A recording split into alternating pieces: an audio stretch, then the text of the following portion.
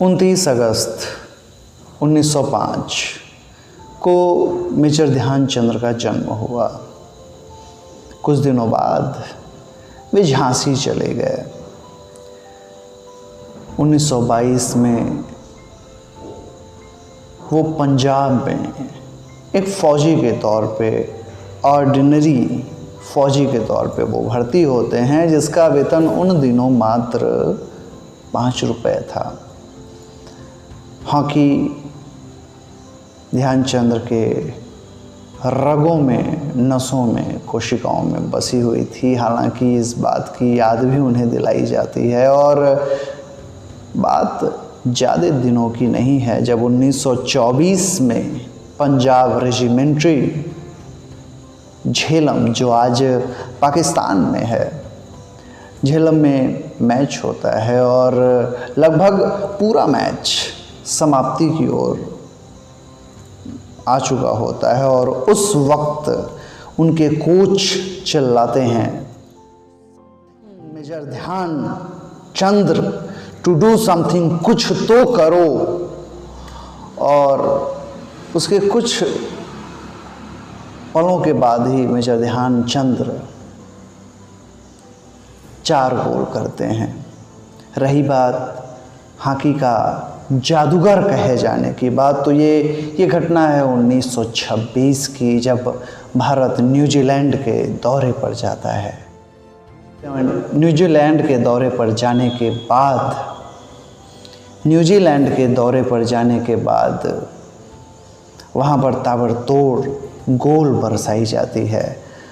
एक छोटा सा बड़ा वाजिब सा सवाल उठता है कि आखिर मेजर ध्यानचंद्र को ही हॉकी का जादूगर क्यों कहा जाता था, या वो प्रैक्टिस कैसे करते थे। वो रेल की पटरियों पर गेंद के साथ हॉकी का तालमेल बिठाया करते थे, और धीरे धीरे ये तालमेल उनका इतना सुदृढ़ और इतना मजबूत हो गया था कि उनके पास अगर गेंद आई तो उनके पास से गेंद को छीनना बड़ा मुश्किल था। 1928 के ओलंपिक में जब कई देशों ने नामांकन किया, उस दौर में इंग्लैंड ने अपना नाम वापस ले लिया, क्योंकि वो ब्रिटिश शासन के अधीन उस वक्त भारत था, और वो ये जानता था कि वो मेजर ध्यानचंद्र को पीछे नहीं छोड़ पाएगा, यानी कि वो भारत से हारना उसे मंजूर नहीं था। इसीलिए वो अपना नाम वापस लेता है। वहाँ फिर मेजर ध्यानचंद्र के हॉकी का जादू चलता है, और फिर 1932 की बात आती है, और बड़े अजब संयोग की बात है कि कोई देश उन दिनों नामांकन करने बर्लिन, लॉस एंजेलिस में, जहां ओलंपिक प्रतियोगिता का आयोजन हो रहा होता है लॉस एंजेलिस में, वहां कोई देश अपना नाम नहीं देता। सिर्फ 3 देश अपना नाम देते हैं, भारत, जापान और अमेरिका। खेल ऐसा था, कम देशों के होने की वजह से खेल बहुत जल्दी समाप्ति की ओर बढ़ चला, और आखिर में फाइनल में अमेरिका को भारत ने 24-1 से हराया। 1936 के दौरान इस घटना के बाद कहीं ना कहीं मेजर ध्यानचंद्र हॉकी के जादूगर के रूप में प्रसिद्ध हुए, और एक बात कही जाती है बार बार कि चरित्र जब पवित्र है तो क्यों है ये दशा तेरी, ये पाप यूं को हक नहीं कि लें परीक्षा तेरी। पर मेजर को उन परीक्षाओं से भी गुजरना पड़ा। उन पर यह आरोप लगाया गया कि वो हॉकी में गोंद लगाकर खेलते हैं। उन पर यह आरोप लगाया गया कि वो हॉकी में चुंबक हैं उनके हॉकी में, और बाद में उनकी हॉकी को तोड़ दिया गया। अंग्रेजों ने उस यूरोपीय देशों में उनको अपनी हॉकी पकड़ाई गई जिससे वो मैच खेलें, लेकिन मेजर ध्यानचंद्र का जादू उनकी हॉकी से ही उतना ही ज़बरदस्त चला। और ये जो अमेरिका 24-1 से हारता है, ये इसका सबूत देता है।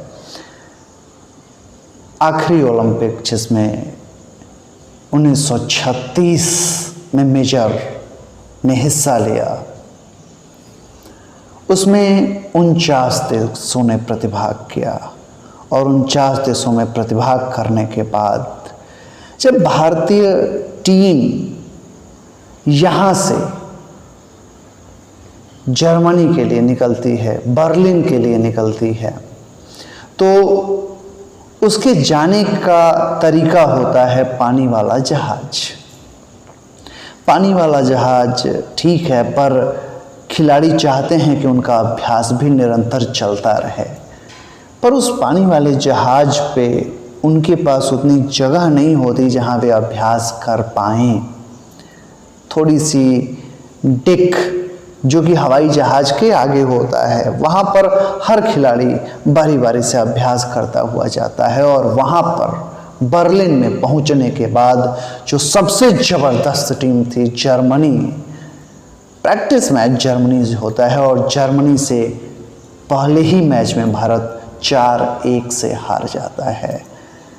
मेजर ध्यानचंद्र अपनी आत्मकथा गोल में लिखते हैं कि ये मेरे लिए मेरे जीवन का सबसे बड़ा काला दिन था, जिसे मैं आखिरी सांस तक नहीं भूल पाऊंगा। मैच होता गया और आखिरकार फाइनल में फिर उसी जर्मनी से मुकाबला। जर्मनी से मुकाबले के दौरान भारतीय टीम ये देख के चकित हो गई कि जर्मनी सेम वैसे ही मैच खेल रहा था जैसे कि भारत खेल रहा था। भारत के सामने ये दिक्कत आने लगी क्योंकि आधे मैच की समाप्ति के बाद भी उससे एक गोल न हुए। आखिरकार मेजर ध्यानचंद्र ने अपने जूते, मोजे, सॉक्स उतार दिए और फिर वो उसी ग्राउंड में उतरे और लगातार बारी बारी से वो 6 गोल किए। और फिर भारतीय टीम एकजुट होके फिर ये तय करती है कि अब वो गोल गेंद को जर्मनी के पास ले जाने से बचाएगी। बार बार गेंद इस गोल पोस्ट से लेके जर्मनी के गोल पोस्ट तक जाती और फिर वहाँ से कोई भारतीय खिलाड़ी अपने ही खिलाड़ी को गोल पास कर देता। और इस तरीके से ये मैच हुआ और वो मैच भारतीय टीम 6-0 से जीत जाती है। एक किस्सा इस मैच का और रहा। जर्मनी के एक खिलाड़ी ने मेजर ध्यानचंद्र के सिर पे एक हॉकी स्टिक का प्रहार किया और उनके सिर से धार फूट पड़ी। कुछ देर के लिए मेजर को बाहर ले जाया जाता है और कुछ देर बाद जब वो वापस आते हैं तो जर्मनी के उस खिलाड़ी से कहते हैं कि मैं भी इसका बदला लूँगा। वो खिलाड़ी पूरे मैच के दौरान डरा डरा सहमा रहता है और मैच की समाप्ति के बाद मेजर ध्यानचंद्र उसकी पीठ थपथपाते हुए कहते हैं कि मैंने 6 गोल मारे और इससे मेरा बदला पूरा हो गया। वो खिलाड़ी ये बात सुन के बड़ी शर्मिंदगी का अनुभव करता है। मेजर ध्यानचंद्र को न सिर्फ हॉकी का जादूगर कहा जाता है बल्कि उनके नाम पर खेल जगत का सर्वोच्च रत्न भी प्रदान किया जाता है। यही नहीं, उन्हें हॉकी का जादूगर कहा गया। राष्ट्रीय खेल दिवस उनकी जन्मतिथि पर मनाया जाता है और आज राष्ट्रीय खेल दिवस है। इसमें मेजर ध्यानचंद्र के बारे में जानना समझना एक बार फिर से जरूरी था, जो मुझे लगा। आज राष्ट्रीय खेल दिवस है और मेजर ध्यानचंद्र की इस अभूतपूर्व उपलब्धि आपसे साझी न की जाए तो वो ठीक नहीं। और इस तरीके से मेजर ध्यानचंद्र अपनी हॉकी की यात्रा अपने जीवन की यात्रा पूरी करते हैं और वो कहीं न कहीं आज भी भारतीय हॉकी के खिलाड़ियों में जज्बे की एक भावना, जुनून की एक भावना, एक जोश, एक जिंदा दिली प्रवाहित करते रहते हैं। उनके न होने के बाद भी आज भी हम उन्हें हर साल 29 अगस्त को राष्ट्रीय खेल दिवस मनाते हैं और उन मेजर ध्यानचंद को आज भी सैल्यूट किया जाता है। थैंक यू, धन्यवाद।